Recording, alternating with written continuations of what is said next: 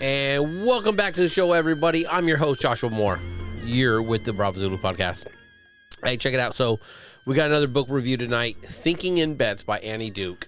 All right. Straight up, I thought this was a bad choice.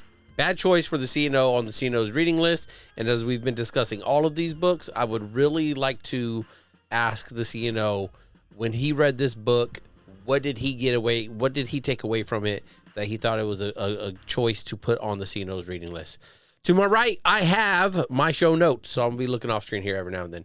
All right. So overall, good topic to be talking about decision making. I think it's very important as a young leader, as a junior sailor, to be developing good decision making.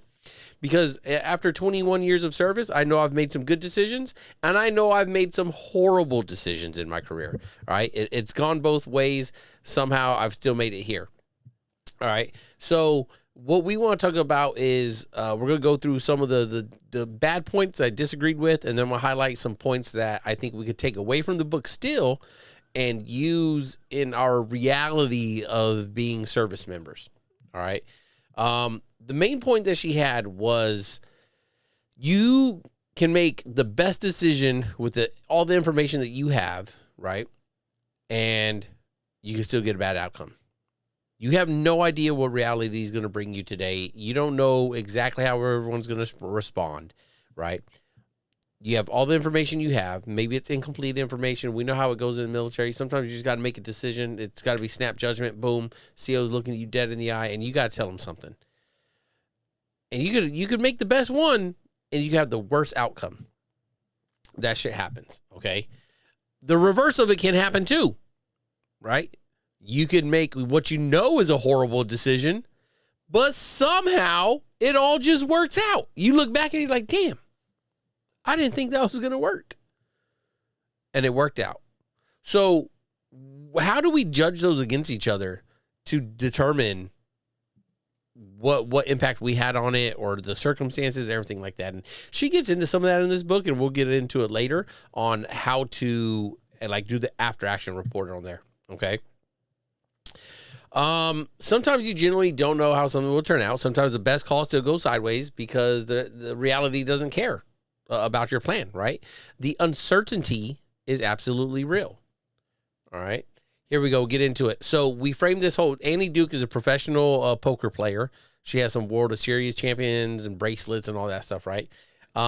Everything she does is she comes back to the poker like analogy. It's poker. It's poker. You're dealing, and I really didn't like that. If you catch the episode like from last month about poker, or not poker, but gambling in general, I don't think we should be talking about leadership and decision making in the military with a poker analogy. It doesn't feel right to me. Maybe that's some of my own bias coming through. I'm okay with that. You should be okay with it too. Okay. So if you're that person, if that's your background, just like if I was writing a book, my background would be related to Navy stuff. That's where she's going to go. I just don't think it has a place here with leadership and poker, right? It's completely different. Okay. Poker it's a game. It's voluntary. There's zero risk, right? Like at the end of it, you win a lot of money or you lose nothing, right? I'm pretty sure those poker, like they're not walking in, like they have a buy-in, right? Of 10,000, whatever it might be, of maybe their real dollars. But at the end of it, it's all fake money. They're still only, if they lose, they're still only out there initial buy-in of 10 grand. And we're talking about the big poker tournaments, right? If you know more about it, let me know down in the comments below. I'd love to hear about it. But like, there's really the risk of losing money to me. It ain't shit, right? Especially when you're at that level, you have that money to lose because that's why you've made it to that level, right? People that don't have that money to lose, they're not sitting down at those tables. So it doesn't correlate to me. Okay. The rules for poker, very well defined, right? What you can and can't do. And here's another thing that stuck with me the whole time as I was listening to the audiobook for this, okay? As she always talked about poker. Poker is RNG. If you're a gamer, you know RNG, random number generator, right? It just, is the number going to come up? 1 out of 52 chances it's going to come up. If you're playing with like 2 decks or something, but I guess that's blackjack, right? So like poker is just one single deck. 1 out of 52 is the card going to come up, right? And then those percentages, as if you've ever watched poker tournaments, it shows you the percentage that they could win, right? As more cards come out, those percentages change based on what you have, right? And I've played some, shipboard poker, MWR games where people really get into that, right? And perfect example is like, oh man, excuse me, I was playing with some guys, and they're like, oh, you only had like a 30% chance of actually winning. Like, who cares, man? Why are you doing math at the table to figure out, the percentages of it? Just don't make no sense. Okay, so again, I thought it a bad choice. What we do in the Navy, right? What you do, viewers, if you're in the military, or maybe, and we're going to get to where this could apply, but for the military members, I think this does not apply at all to leadership. It doesn't apply to our leadership environment. It does not apply to your shipboard environment, and I'm going to tell you why. All right, so when the books keep telling me that you treat decisions, right, like it's a bet, that's a metaphor. And bets often come out with like luck. And she kind of touched on this, right? Of like, oh, you got lucky. Oh, that, and she tries to spin it where it's like, no, it's not luck. It's that you made the wrong bet on a decision. And it's like, no, it's fucking luck. That's all it is. It's luck. You got the card or you didn't get the card, right? That's it. Sure, there's there is a decision to be made to keep going or not going, or to spend more money on the bet or not.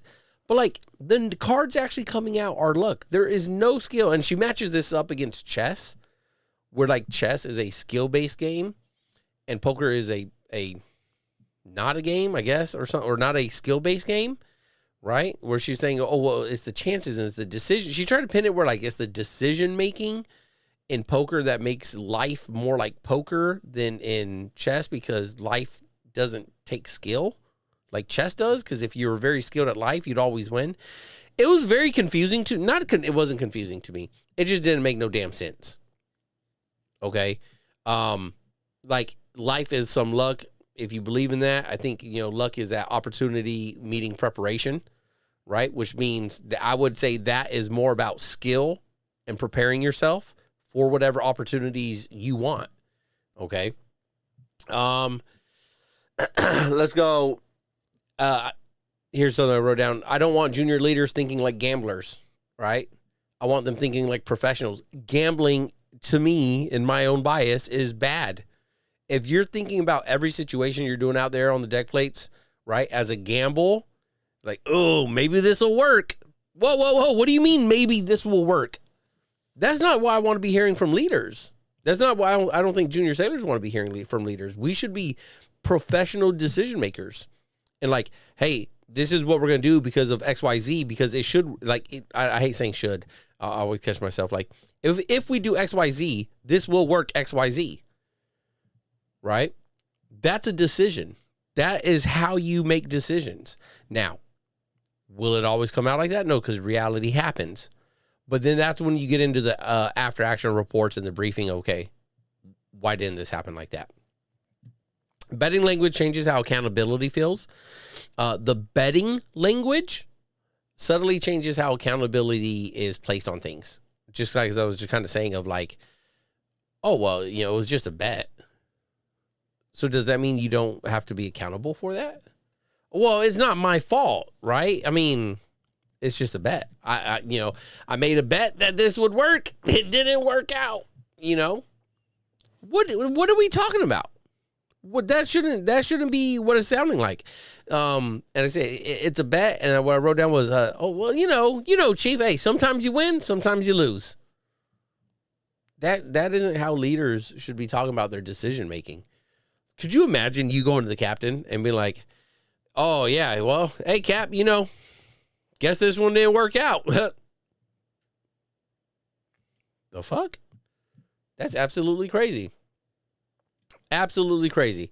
So it's not what I wrote down. So again, it's not that our logic is useless. It's just I don't agree with how it's framed, and I don't agree that the framing of this book is good for the CNO's list.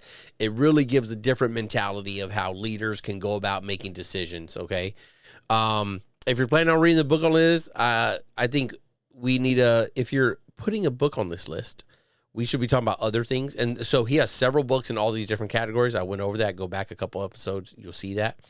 We need more accountability. We need more ethics, more judgment good judgment, not necessarily like the decision. Maybe it's same analogy, judgment versus decision making. Let me know. Under pressure, how do people under pressure take in the information and like process it? We have ORM in the Navy, the operational risk management. Hoo-yah, go big Navy, right? Expedited, how to make those quick decisions. There's things already there that we have in place to use. Why we would recommend a book that doesn't really jive up with us, I'm not sure. It just doesn't tickle my fancy. All right. Who this might be better for? Business, entrepreneurs, sales, if you're in that kind of thing, right? Whatever that is. Like, maybe it's good for recruiters out there because they're all in sales, right? Maybe that's who it's for, right? But I think for most of us that are out there, like underway in the squadrons, on the submarines, in the CBs, like out there in the field and in the other branches or whatever, it doesn't sit well with me. Okay. So let's move on. And this was under his like decision making, I think, category, right? So again, it just doesn't feel right for me. Here's what I did take away, because there were a couple things that I was like kind of shrugging at, like, well, I could see that I could see how we could lean into that, where we could pick something from that. One, it's a reminder that outcomes can lie. You can do the right thing and still lose, and you shouldn't automatically rewrite history like you were stupid. Okay, and as mentioned earlier, the vice versa of that. All right, whatever the outcome is, we should not be so affected by it to be like, fucking once again, nailed it, right? Because it gives us a false sense of like that security and that we're always getting it right. We're always got it right. And again, that's when it comes to her talking about it in the way of bets. That's bad, because when you get like that betting money and you think you're always going to win, you start doing bigger bets, you're always going to win. Eventually you're going to lose, and you're going to lose big, right? And that's why I don't like it in the betting, right? Because that's bad for gambling. That's how you become a little gambling degenerate, okay? But in the military world, where you could have the humility to be like, all right, well, hey, we're not always getting it right. The outcome was the outcome. Sure, I made a decision and it impacted it, but that doesn't make me the best. It does. It just, it like the outcome is the outcome. That's how I always look at things, is I don't get wrapped up around it, right? I just kind of go with like, okay, oh, I got like a little bug on me. Sure. We did it. We decided things happened. Here's the outcome. And I really try to stay emotionless about how that all panned out, and give the logical facts of like 1 + 2 = 3. We subtracted 2 more. We got back to 1, and then we zeroed out. Next. All right. I like the idea of reviewing decisions afterward with less ego, kind of what I was just talking about. What did I do? When did I do it? How did we get there? What assumptions did we make? And that's a good after action report. That's a good debrief, right? If you ever been in the pilot house, you're debriefing an unrep, USS Truxton. I wonder how that went. That'd be a really good one to know about. Like, what was the decision making there? Were they thinking in bets? They made a bet to do this or that, which I'm poking jokes a little bit, but like, I think there's some probably serious things that happened there. Loss of steering, other stuff like that. Those decisions in those moments are not the time to be making bets to see if you can bet that we could, do this or that, right? There's instructions, there's procedures. That's not bad. Like, we're following it and we're doing it. That's why you do the brief. Everyone calls out their lines. I will direct the OD, or the OD will direct the JOD, will direct CCS, will direct aft steering. That's not a bet, right? That's how we work, like that, not in bets. Okay. So that after action report mindset, that's awesome. That's good. I think everyone should do that. Even if it's like just, I know a lot of sailors hate like doing the afternoon quarters. I think that's a great time to do that. Right? Is don't make it like, don't prolong it. And please, if you have one of those sailors that's always got a question, maybe like pull them aside first before you do the big one and get their questions out first so everyone can wrap up and go. But like a good end of the day quarters of like, all right, hey, you know, what did everyone get done and what's going on? So they could debrief. They're going to talk about the decisions they made. They're going to talk about how they got to the end of the day. And if it's all good, cut them out. All right, moving on. If I'm teaching it, again, I don't want you thinking in bets. I want you thinking like a professional. Getting as much information as you can, right? Analyzing that information, doing your ORM through it, whatever else you need to do, and go from there. So what I have here is step 1, mission and intent. What are we trying to accomplish and what matters most, right? And I hate using the word intent, but like, what is the intent of the captain, of your department head, right? I tell people, chiefs, like we don't work with intentions, like we work. That is an officer word. That is a captain word. The captain makes his intentions known and we execute. It's just a thing that I do. You could disagree with me in the comments below. Step 2, constraints. What are our constraints? Let me make sure that's nobody important. What are our constraints when we're making this decision? The time, the people, the equipment, the safety, the ethics, what's the policy? What are all those things so we can make the best choice, the best decision? Which ones can not be violated at all? Which ones can we push the boundaries? Yeah, we could keep the people here a little bit later. No, we cannot make them skip a meal. Ethics, things like that. Safety. What is the policy for keeping them later? Do I have the power to make that decision, or do I need to go to the XO and the department head for them to make that decision? Things like that. Constraints. Step 3, risk trade-offs. Again, ORM, operational risk management. It works. It's pretty fucking good. Okay. What can go wrong? When is it going to go wrong? And what if it does go wrong? What are we doing to IM is? Okay. Second and third effects. If this happens and that happens and this happens, and we'll do this and we'll do that, and then we'll finish up here. Fourth, commit and communicate. Funny enough, little inside baseball with where I'm at right now.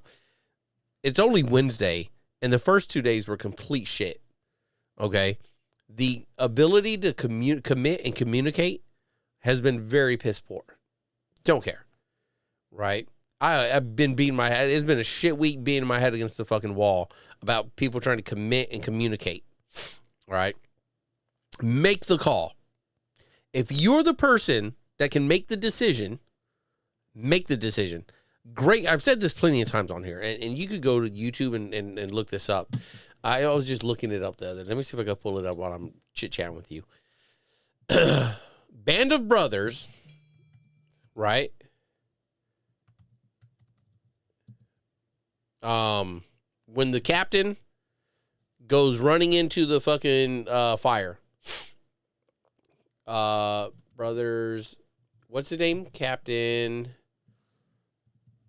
Spears, right? When he gets told, this is gonna play.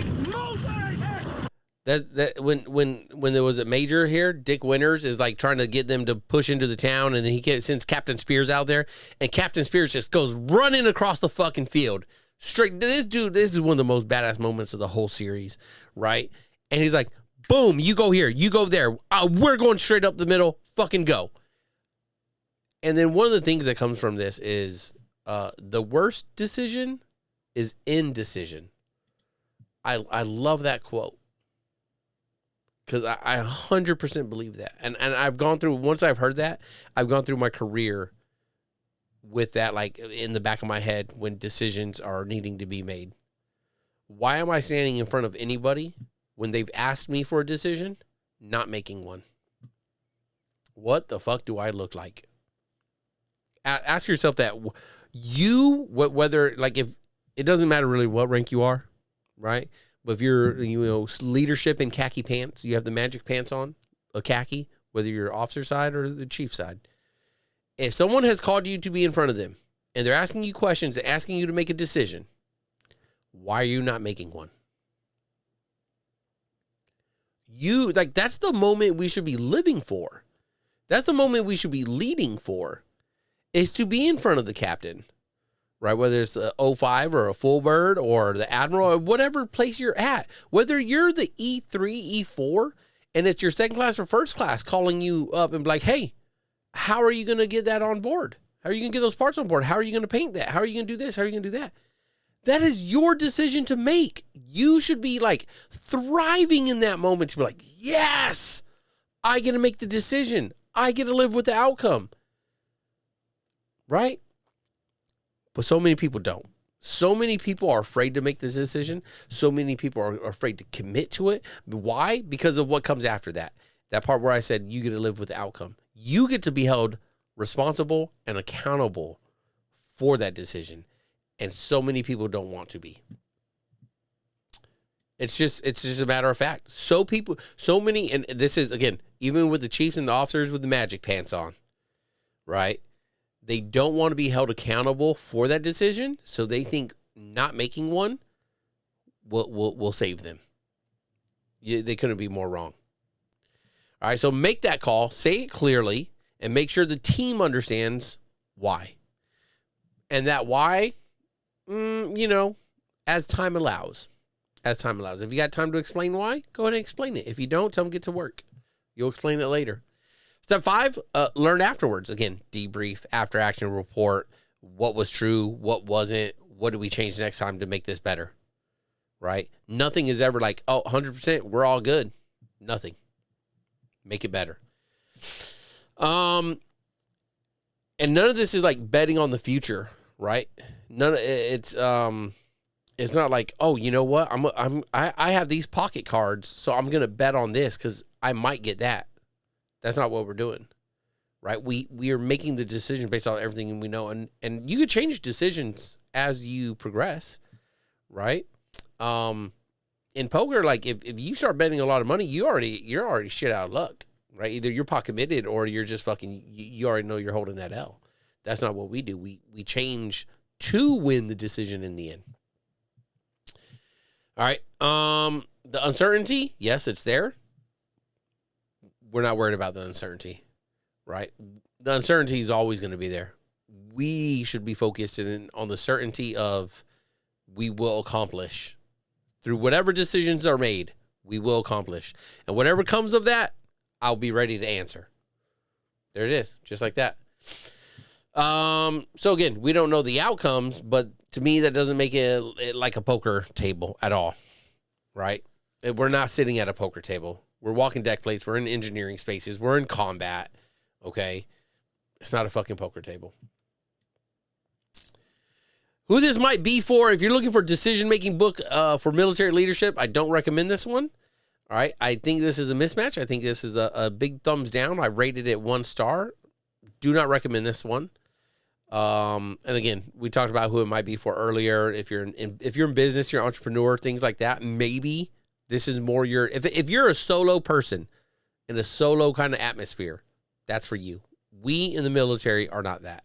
You as a leader, no matter what position you're in, you're not doing it for yourself. You are in the leadership role to lead sailors, Marines, airmen, Coast Guardians, soldiers, whatever. Okay. And then to wrap it up, my take, if this book helped you, I'd like to know where, right? Let me know down in the comments. Where did this book help you? Where did you feel strongly about it? And because maybe, if you let me know, I could reread it, re-listen to it. Maybe I can dive back into it and take something, find what you found and, think about it differently. So let me know down in the comments below what you think about that. Don't forget to like and subscribe. Share this if you're getting value from it with someone else, with a shipmate, with another soldier, whoever. Just share it, okay? Just post it to your damn Instagram or something. That's all we got for tonight. Just a nice, quick little book review. We'll move on.